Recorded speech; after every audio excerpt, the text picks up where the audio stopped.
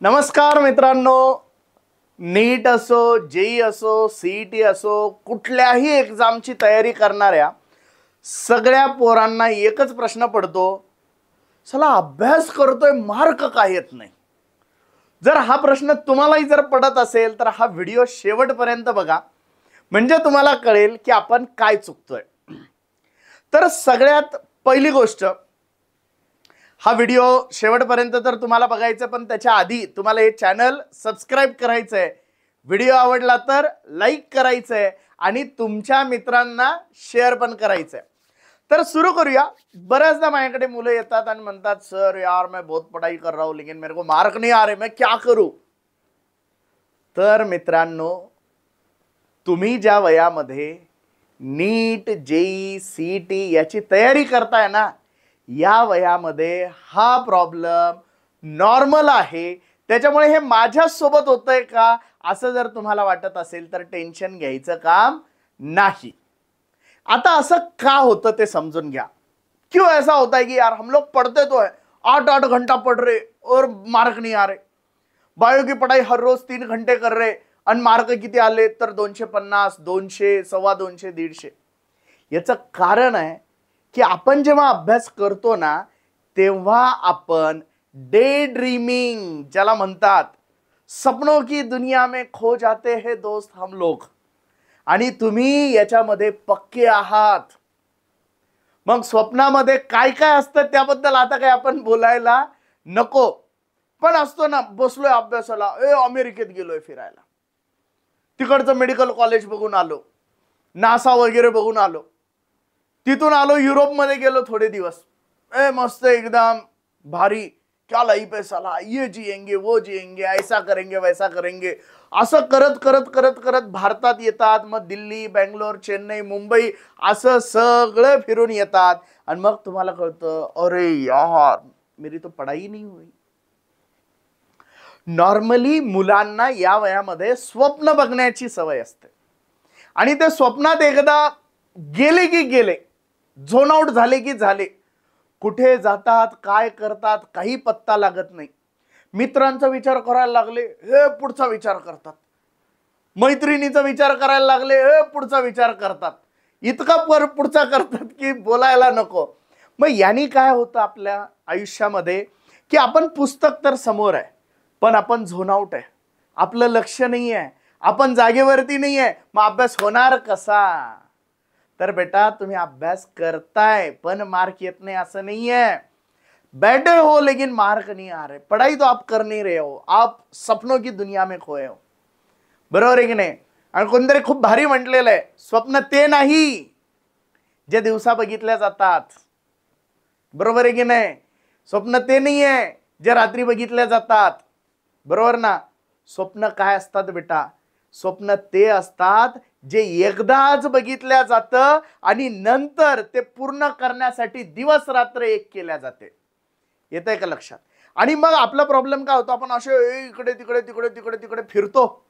मग त्याच्यामुळे आपला प्रॉब्लेम होतो की आपला अभ्यास नहीं होते. मग सर आप जो बोल रहे हो ना सही है, बिल्कुल सही बात कही है आपने कि हम लोग खो जाते हैं, हम अपनी सपनों की दुनिया में खो जाते हैं, हम किसी और में खो जाते हैं. मग कधी घरच्यांबद्दल, कधी मित्रांबद्दल, कधी मैत्रिणीबद्दल, कधी त्याच्याबद्दल, कधी तिच्याबद्दल, कधी याच्याबद्दल, कधी त्याच्याबद्दल. मग आता करायचं काय. जर तुम्हाला हे होऊ द्यायचं नसेल तर तुम्हाला पहिले स्वतःसाठी टार्गेट फिक्स करावं लागेल. ठरवा, मला हे अचीव करायचंय, मला हे स्वप्न पूर्ण करायचंय. मग जर समजा तुम्ही ठरवलं की भाई मेरे को सपना पूरा करना है, मग त्या स्वप्न पूर्ण करण्यासाठी किती दिवस आहे. मग आता स्वप्न तुम्ही म्हणाल मला पंतप्रधान व्हायचं, तसले स्वप्न काही पाहू नका. आता पहिले तुम्ही डॉक्टर व्हायचंय, इंजिनियर व्हायचंय, कोणत्या कॉलेजमधून व्हायचंय हे आधी फिक्स करा. ये हो गया आपका टारगेट. तो पहले टारगेट फिक्स करो बेटा. पहले क्या फिक्स करो, टारगेट फिक्स करो. टारगेट फिक्स केल्यानंतर काय करणार आहे बेटा तुम्ही. टार्गेट फिक्स केल्यानंतर तुम्ही करणार आहे त्याचे छोटे छोटे पार्ट. समजा आपण एक बघू, तुम्ही एक मला नीट क्रॅक करायची आहे 2026 ची. ये हो गया आपका टार्गेट. टार्गेट ठरवल्यावर काय करा, किती दिवस बाकी आहे बेटा, मे 2026 मध्ये हा पेपर होणार आहे. किती मध्ये पेपर होणार आहे, मे 2000, जी काही तुमची एक्झाम असेल. हे ठरवल्यानंतर किती महिने माझ्या हातात आहे, मग शेवटच्या 1 महिन्यामध्ये मला मॉक टेस्ट कराव्या लागणार आहे, बरोबर आहे की नाही. मग माझ्याकडे एप्रिल पर्यंत वेळ आहे, मग एप्रिल पर्यंत मला माझा पूर्ण सिलेबस संपवायचा आहे. मग हा जर संपवायचा असेल तर प्रत्येक महिन्यामध्ये मला किती तयारी करावी लागेल याचे टार्गेट फिक्स करा. महिन्याचं टार्गेट फिक्स केल्यावर वीकली टार्गेट फिक्स करा. वीकली टार्गेट फिक्स केल्यावरती डे वाईज टार्गेट फिक्स करा. एका दिवसामध्ये मला किती अभ्यास करायचा आहे हे आधी ठरवा. जर तुमच्या डोक्यावरती टार्गेटची तलवार असेल ना तर आपण एकदम करेक्ट काम करतो. नाही बेटा एकदम आज पढूंगा मैं कुछ तो. मग काय करतो आपण, फिक्स नाहीये ना काय वाचायचंय, किती वाचायचंय, किती वेळेत वाचायचंय, हे जोपर्यंत फिक्स नसतं तोपर्यंत माणूस काम करत नाही, हे लक्षात ठेवा. त्याच्यामुळे दिवसाचं टार्गेट फिक्स पाहिजे.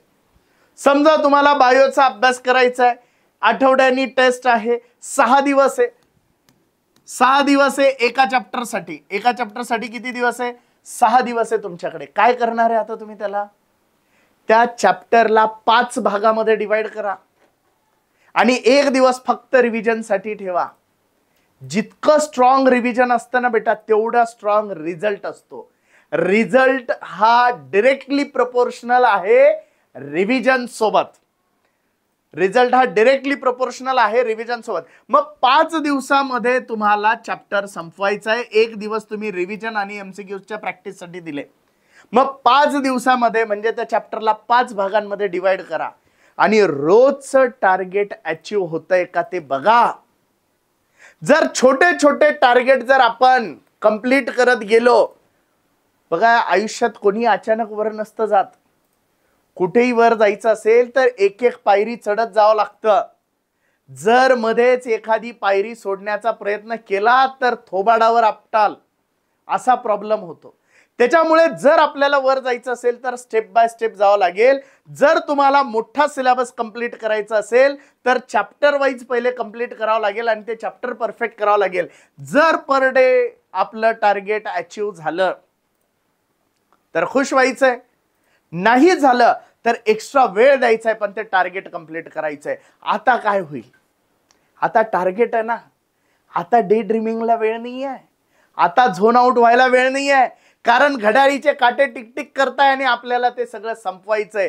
असं केल्याशिवाय तुम्ही ज्या वयामध्ये आहात त्या वयामध्ये अभ्यास होऊ शकत नाही. तुमच्या जागी आम्ही जरी बसलो, कोणी जरी बसलं तरी पण काय होणार आहे, तो स्वप्नांच्या जगामध्ये हरवणारच आहे. कारण हे वय स्वप्न बघण्याचं आहे. परंतु फक्त हे वय आता स्वप्न बघण्याचं ठेवू नका, तर स्वप्न पूर्णाचं करायचं आहे. आपल्याला स्वप्न पूर्ण करण्याचं वय ठरवायचं आहे आणि त्याच्यासाठी आपल्याला हे करावं लागेल. आता अभ्यास करताना मुलं नॉर्मली काय करतात, किमान बायो बद्दल आपण बोलू. आता बायोलॉजी बद्दल बोलू. मॅथ्सचा अभ्यास कसा करायचा हे तुम्हाला मॅथ्सचे टीचर सांगतील, फिजिक्स बद्दल फिजिक्सचे सांगतील, केमिस्ट्री. बायोचा अभ्यास जर करायचा असेल तर आपल्याला काय करावं लागेल बेटा, एक लक्षात घ्या. समजा आपल्याला बायोचा अभ्यास करायचा आहे, एनसीईआरटीचं टेक्स्टबुक घ्या. सगळ्यात जबरदस्त मेथड सांगतोय. एनसीईआरटीचं टेक्स्टबुक घ्या, एक रफ नोटबुक घ्या, एक पेन घ्या. डे ड्रीमिंगचं जे काही तुमच्या डोक्यात आहे ना त्याला आपल्याला दूर करायचं आहे ना. मग काय करायचं बेटा, सगळ्यात पहिले एक कॉन्सेप्ट रीड करा. एक कॉन्सेप्ट रीड करा. चॅप्टरच्या सुरुवातीला समजा इंट्रोडक्शन रीड करा आणि त्याच्यानंतर रीड केल्यानंतर काय करा बेटा, न बघता त्या रफ नोटबुकवर फास्ट लिहा. किती घाणेरडं अक्षर आलं 10 मिनिटांनी आपल्याला नाही कळालं तरी चालेल, पण लिहा.